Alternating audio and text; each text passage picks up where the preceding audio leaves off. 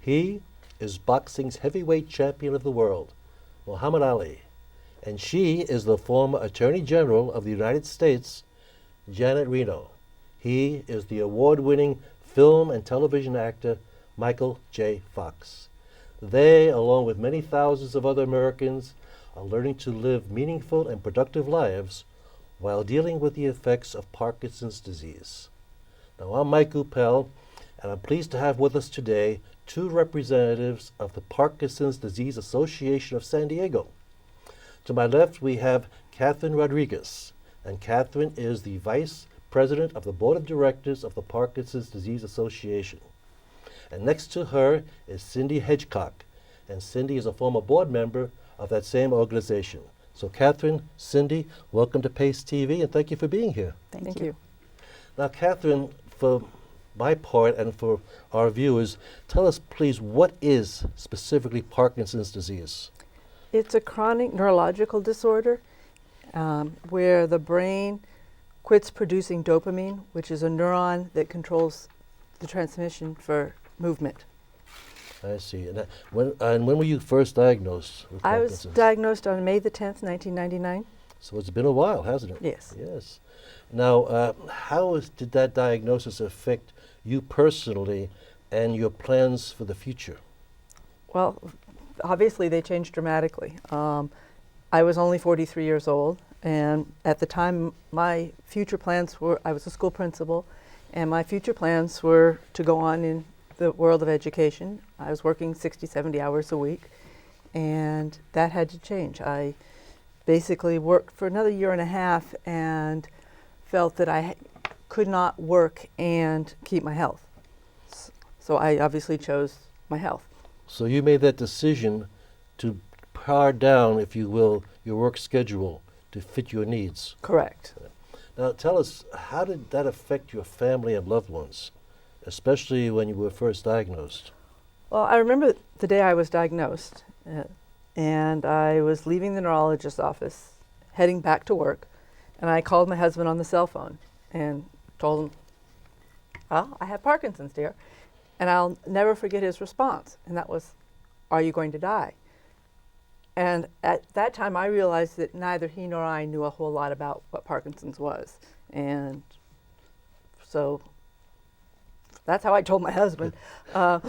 My children and parents were, I mean, it was fairly easy. I sat down and just said, and told them what it was.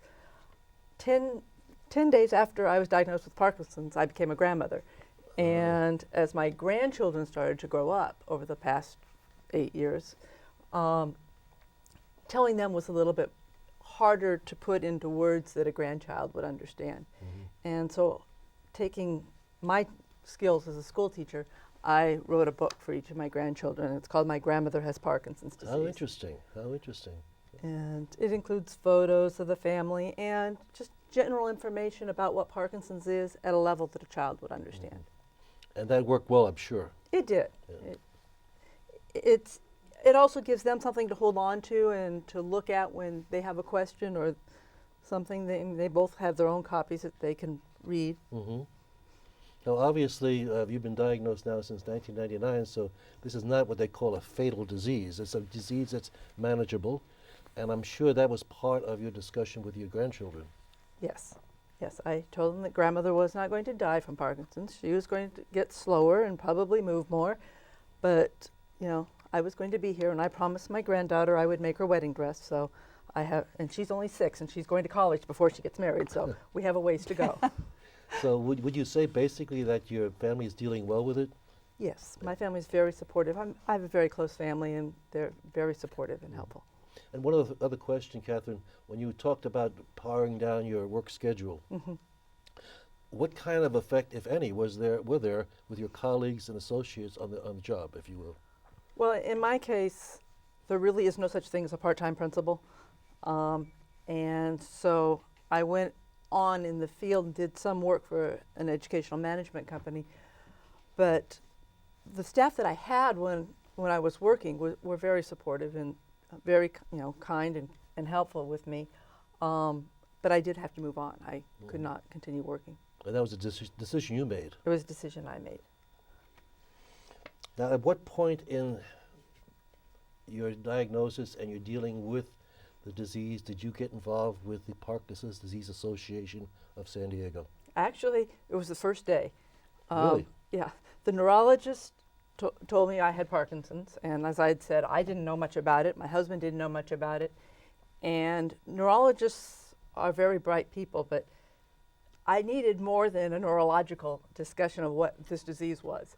And I looked up in the phone book under Parkinson's disease, found the Parkinson's Disease Association of San Diego, and called them up and said, help. And I received books, I received videos, and information that I could understand that helped me move forward with living my life. Wonderful. And that was 1999. Yes. Now, before we get into the specifics of the association, let's hear from Cindy. And Cindy, tell us how Parkinson's disease affected your life. Well, very differently than Catherine. It was my father who had Parkinson's disease.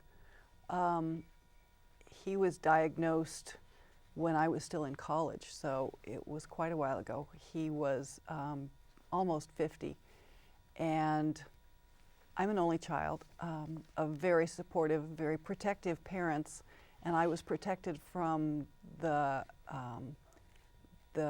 day-to-day living, first of all because I wasn't living at home, and second because they protected me a great deal at the time. My father told me that he had Parkinson's disease, and my reaction was the self-centered, when am I going to get it? As well as trying to understand what it was. And he was reassuring, said he didn't think so, that they didn't think that there was a familial connection. And then I proceeded from it's all about me to trying to understand what was happening with my father. And not very much was. He had a small tremor at the time. I remember him, he's gone now, very fondly. It was always his right finger and it was always moving. And I still see that. But the effects were really to my mother. She was the primary caregiver. I was not at home. And they, as they went on with their lives, decided to retire very quickly. My father found that stress affected his Parkinson's very negatively. Mm-hmm. And since he was approaching retirement age, as soon as he could retire, they did, and they moved to northern Washington, so I saw even less of them. He had a neurologist in Washington. When we saw each other, he tried to explain to me what was going on with Parkinson's, that there was, again, he was not going to die of it, that he had a long life ahead of him. And my father focused very much on preserving his lifestyle as I went through my life, and he actually introduced me to my husband. Interesting. And we got married and had children, and he was very much a part of that. They grew up learning compassion, and as he became less and less mobile, they learned to help him. Now, was your mom the chief caregiver at She that was time? the chief caregiver until they no longer could live independently in Washington, and they came back to San Diego. But when they would come down to visit, to see the children and so on, one of the things they did, although he had a neurologist in Washington, they stopped in and discovered the Parkinson's Disease Association. And that was in its infancy, when we really just had a little closet office in a donated space on Morena Boulevard. And it was maybe 10 by 20. It was a little room stocked with all kinds of information. And my mother came back, and she had all these pamphlets and information. And one of the things that they did as my father got farther into the Parkinson's is he would seek out more people who had Parkinson's that he could learn from. He was proactive. He was proactive, and while they were very private people, he thought it was important to learn as much as he could. He was also an engineer and very analytical. So when they discovered the Parkinson's Disease Association of San Diego, and coincidentally Mary Mowry, who was one of the founding members, and she's just wonderful, they found kind of a home, a place where they could ask questions, a place where they felt comfortable and supported with other people who were going through the same experience. And that was really, really helpful, really special. Now, as far as your own life with your family and your responsibilities at home, how, if, in what way did it affect your everyday routine and your dealing with your own family? It really didn't, except that I was explaining to my children why Grandpa's hands moved all the time. That was a little bit different. And they just accepted it. That's the way he is. He was a loving, wonderful grandfather who taught them to fish and took them out in the boat and went crabbing. And those are the special times that I remember. And he wanted to be remembered by them as someone who had a lot of fun and tickled them and told them stories. And that didn't stop. I mean, he didn't become a different person just because he had Parkinson's disease. Mostly it's the eye of the beholder. It's the individuals who think that there's something different. The individual themselves, they're still the same people they always were. That's right. Now, we talked a little bit about the beginnings of the Parkinson's Disease Association. Now, apparently you got involved, Cindy, through obviously your father, but when did you actively get involved with the everyday runnings, or the board of directors, if you will, of the association? It actually was after he had passed away. My children were older, and I had more time, and I wanted to remember him in a meaningful way. And I went to the organization and phoned them up and said, I'm interested in becoming involved. Do you have any openings on your board? I'd like to come visit. I'd like to learn more about, I know you're a great organization, and I'd like to learn how I can help more. And that was almost 12 years ago. And I was a member of the board for 10 years and watched it become from a fledgling, very local, very personal organization, but very small, to what it's become today, which is a force in assisting with a cure, and mostly really being support and help for families, the whole family involved with Parkinson's disease. Let's talk a little bit about that now. Let's talk a little bit about the organization itself. Now, Catherine, you're on the board of directors. Correct. And Cindy, you were on the board of directors. Yes, I was. But tell us a little bit about how the board is made up, the type of people that are on the board. The board has a variety. We have both Parkinson's patients, caregivers, and professionals in different areas that help us. People like Cindy, people with financial backgrounds, people that are attorneys, people that are into public relations. So it's a very strong group of individuals that work together as a team to help with Parkinson's here in San Diego. And what are some of the programs? Obviously, it's non-profit. Yes. But tell us a little bit about some of the programs, either one, either Cindy or Catherine, about what goes on. What do you supply the needs? How do you supply the needs that people have? We have two key areas: family services and educational programs. And in family services, we have support groups, and there are 14 of them in San Diego County. And there are support groups that meet for caregivers, for Parkinson's people themselves. There are support groups that are people that are newly diagnosed. So there's a different type of group for each individual. We have another program which I think is really exciting, and it's called the Good Start Program. And it's for newly diagnosed patients, and they go and learn a little bit about just living actively as a Parkinson's patient, going on, working, but your life as a whole, and that Parkinson's is just a part of it. You're still the same person that you have, and you need to keep moving. That's very interesting, because this might be a good time to take a look at a film clip of 3 individuals that we have that represent basically what you've just said. So let's take a look at that and see what that looks like. Sean is a 62-year-old woman who has been playing soccer for 26 years. 3 years ago, she was diagnosed with Parkinson's disease. She continues to play soccer and golf. Kyle is a computer network administrator who was diagnosed with Parkinson's disease several years ago. He is married with 2 teenage children. He no longer works. He believes exercise is very therapeutic. Definitely exercise for me, and I think probably in general for Parkinson's patients, is super important. And that's why things like playing tennis have been really a lifesaver for me. But in addition to that, I go to a gym and work out a couple to 3 times a week, doing light weightlifting and stretching. I'll try to do a lot of stretching and some cardiovascular on a stair-step machine.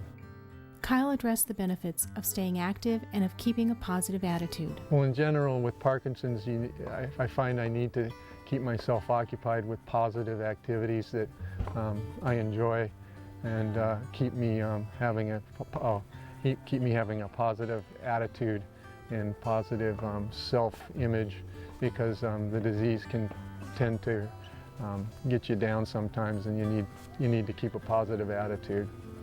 I'm a member of a Parkinson's support group that I got started going to. Was introduced by a gentleman named Lester Cohen, and he was very helpful to me in the early stages of my disease. We talked a lot and shared stories with each other, and he led the support group, and it's grown quite a bit. We've got a lot of new members, and we go once a month, and it's a very helpful group. Pat has owned and operated a coffee house for 18 years. She was diagnosed with Parkinson's almost 4 years ago. You get used to the idea, or maybe you never get used to the idea, but early on, I treated it just like I do everything else in my life. There is an obstacle in my way, and you just learn. You either go over it, you go around it, whatever it takes, life goes on, and you do what you need to do to have quality of life, and that's what I do with every day of my life. Actually, I think I do everything I've always done, and I don't restrict myself.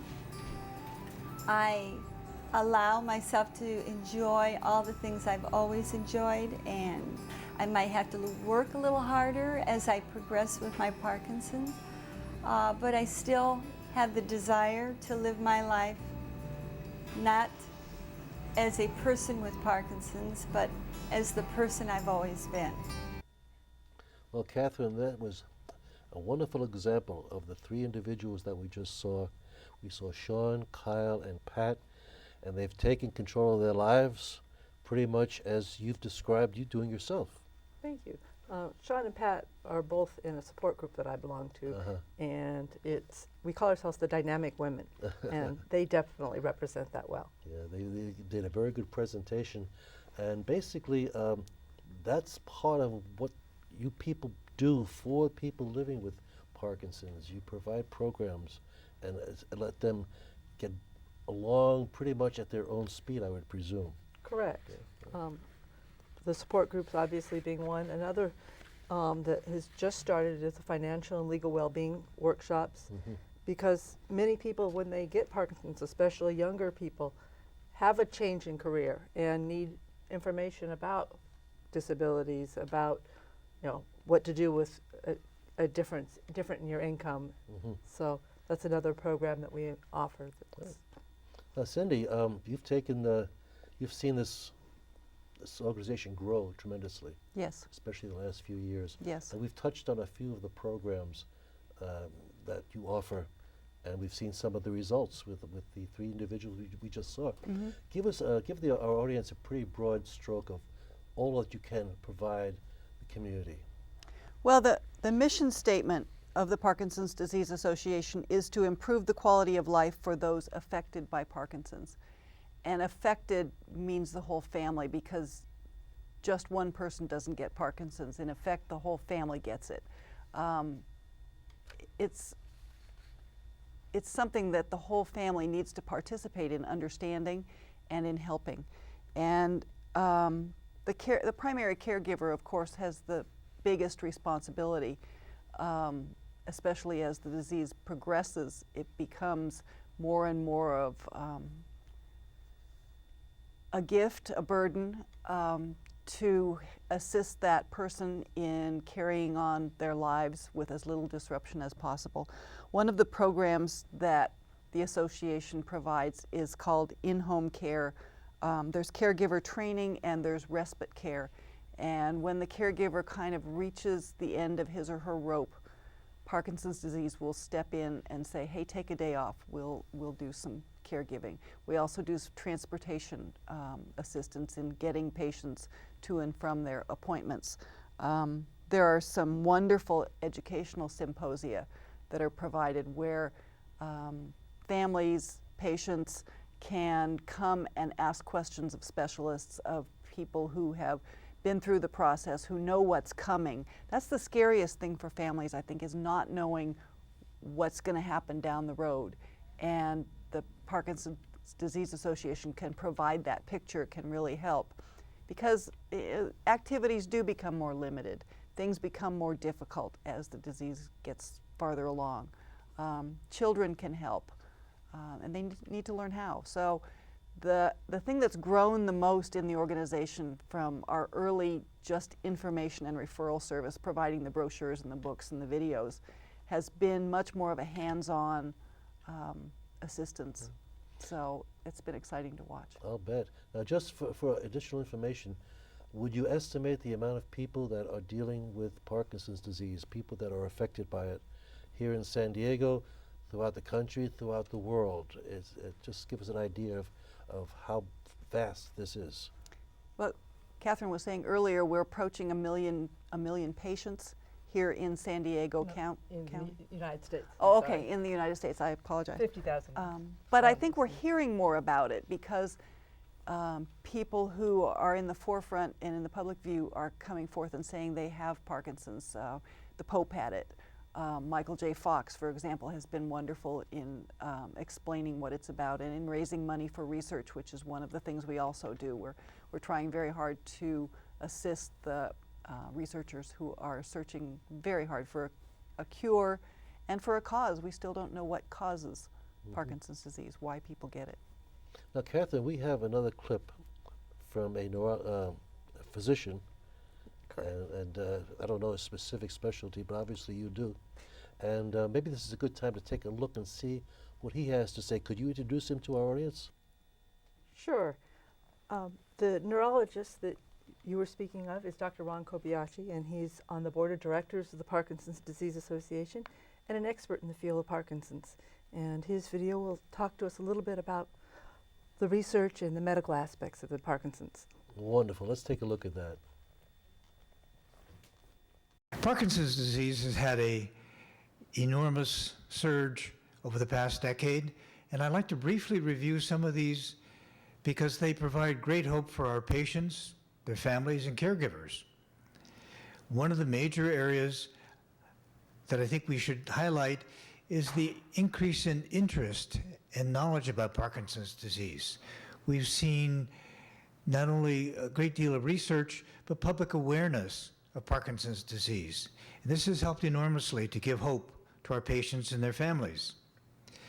This has gone hand in hand with research advances, where developments in technology and in scientific investigation have shown us much more than we knew before.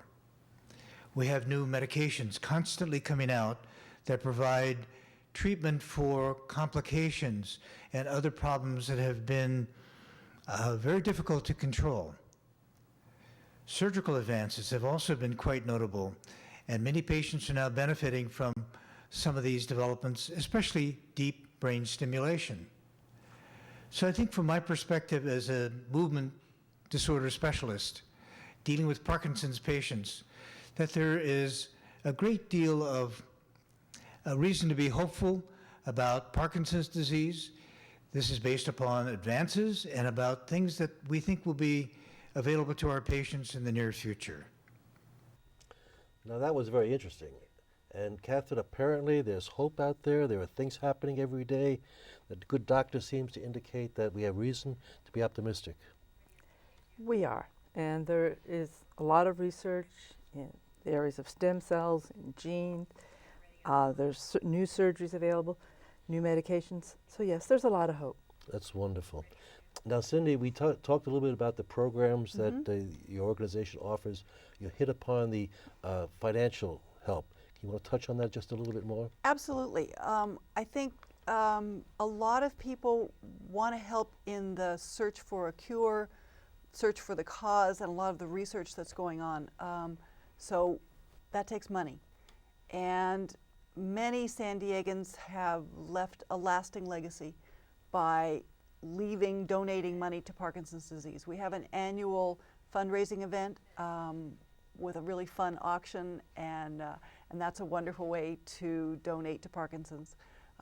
Ongoing donation programs, but the enduring legacy is starting to create for us an endowment fund, which is really something that will carry on the program for a long time. We also need volunteers within the office and for some of the programs, so that's another way that people can help the organization. So very anyone out directly. there would like to volunteer can pick up a phone, give you a call, and That's right.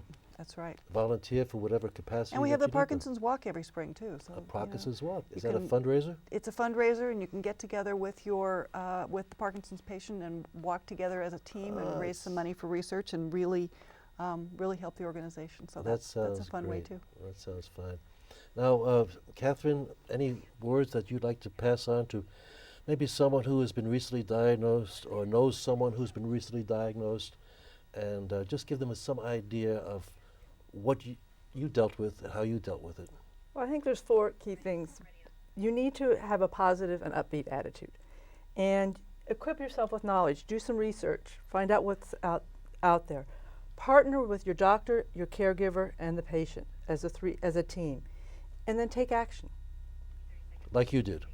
Pick up that phone and find out what you need to find out. Exactly. Well, I can't tell you how much we appreciate both you ladies taking time out of your busy day.